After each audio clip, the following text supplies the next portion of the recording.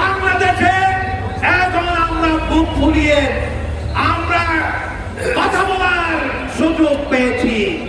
আমরা আগে এই ধরনের সভা সমাবেশ করতে পারি নাই।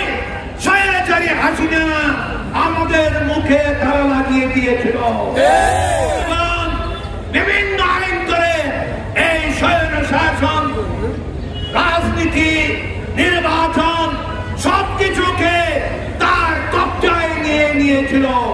বাংলাদেশে কোন নির্বাচন হয়নি শেখ হাসিনার আমলে। জনগণ তাদের ভোটাধিকার সম্পূর্ণরূপে হারিয়ে ফেলেছিল। জনগণ বুক সেন্টারে যায় নাই। বন্ধুগণ, এমন একটি শ্বাসরুদ্ধকর অবস্থা শেখ হাসিনা কায়েম করেছিল। দেশের মানুষের ভাষা বুঝুন, ৩২টি দলের মধ্যে ২৬টি দল পিয়ার পদ্ধতির পক্ষে রায় দিয়েছে।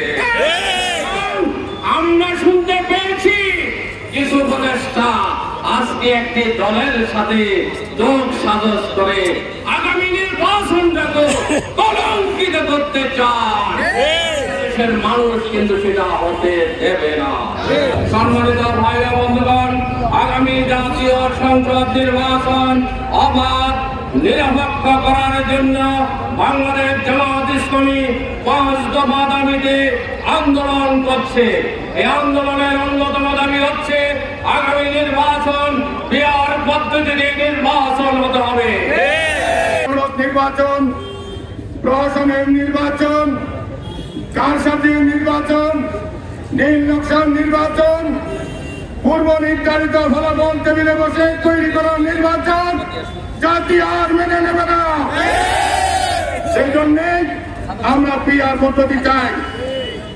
আমরা চাই পিয়ার পদ্ধতির মাধ্যমে যদি নির্বাচনের ভিতরে আমরা গণতন্ত্রের চর্চা করতে পারি নাই, পিয়ার পদ্ধতি চালু হলে দলের মধ্যে গণতন্ত্র ফিরে আসতে বাধ্য। দলের মধ্যে আভ্যন্তরীণ ভাবে প্রাইমারি নির্বাচন হবে, তারপর জাতীয় নির্বাচনে প্রার্থী সিলেক্টেড হবে। এই জন্য আমরা একটা স্বচ্ছ নির্বাচন, সুষ্ঠু নির্বাচন, একটা জবাবদিহিমূলক নির্বাচন, একটা হস্তক্ষেপ মুক্ত নির্বাচন, একটা উন্মুক্ত নির্বাচন, একটা জাতীয়ভাবে আন্তর্জাতিকভাবে গ্রহণযোগ্য নির্বাচনের জন্য আমরা পিয়ার পদ্ধতির আওয়াজ তুলেছি। আমাদের এই আওয়াজ বন্ধ হবে না, সন্দেহ বন্ধ হবে না যতক্ষণ পর্যন্ত আমরা পিয়ার পদ্ধতি আদায় করতে না পারি। সকলকে ধন্যবাদ জানাই, সবাইকে কৃতজ্ঞতা জানিয়ে আমার বক্তব্য শেষ করছি। ধন্যবাদ।